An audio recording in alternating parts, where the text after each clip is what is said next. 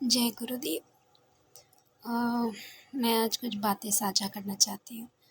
कि जैसे कहते हैं ना कि जब हम बचपन में ही हमारे में रस हो, प्रेम हो, तो हमें कुछ मालूम होता है, दिशा निर्देशन होता है या खुद से अपने लिए हम दिशा निर्देशन खुद का स्वयं का करते हैं कि हमें कुछ बंदिशों का पालना करना है, कुछ नियमों का पालना करना है। और इस वजह से हम हमेशा संकुचित या फिर हो सके तो जिसे हम कहते हैं कि खुलकर नहीं जीना, संयमित जीना, या फिर कहते हैं कि प्रेम में तो हैं, भक्ति में तो हैं, कामना में तो हैं, इच्छा में तो हैं, लेकिन उसके लिए इंतज़ार करना, वक़्त का इंतज़ार करना कि मेरा भी वक़्त आएगा और सब चीज़ का सही समय होता है। सिर्फ़ इच्छा से और मन से सब कुछ नहीं किया जाता। तो जब मेरी विवाह हुई तो मुझे मेरे पति से प्रेम मिला। उनसे प्रेम करके मुझे अपने प्रेम के भाव जो मेरे अंदर हमेशा रहते थे और जो मेरी कामना रहती थी, लेकिन वो कभी पूरी नहीं हो पाती थी, क्योंकि एक पति के लिए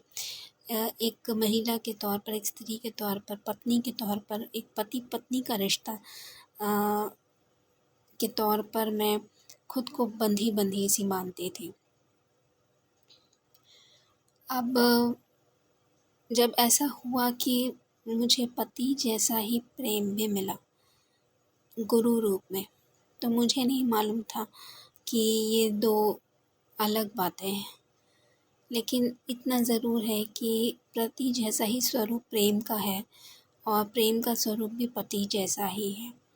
जिसे गुरु भाव ही कहते हैं। गुरु कारक कहूँ या गुरु कहूँ या पति कहूँ, तो ये जानने वाली बातें हैं और ये मानने वाली बातें हैं। थोड़ा सा कभी कभी संकोच होता है, डर भय भी लगता है थोड़ा, लेकिन जब आनंद की बात करती हूँ और जब तृप्ति की बात करती हूँ कि जो भी थोड़ा सा अतृप्ति हुआ या अप्राप्ति हुआ या जो भी मन का योग लगा, दैहिक भोग लगा, मन का भोग लगा, दैहिक योग बना संबंधों में और एक काम में, कामना में, और जिसे कहते हैं ना कि 4 चीज़ें बहुत ज़रूरी होती हैं: निद्रा, भोजन, भोग और भय और मृत्यु। तो इन सब से परे होते हुए जब एक कदम आगे बढ़े, संबंधों में आना परस्पर, क्योंकि एकल रह कर के करना और पार्टनर जिसे कहते हैं संगी साथी, जीवन साथी या प्रेम साथी या रास जो भी कहा जाए या भोग जो भी कहा जाए, उस हिसाब से जब करना होता है, और वो भी एक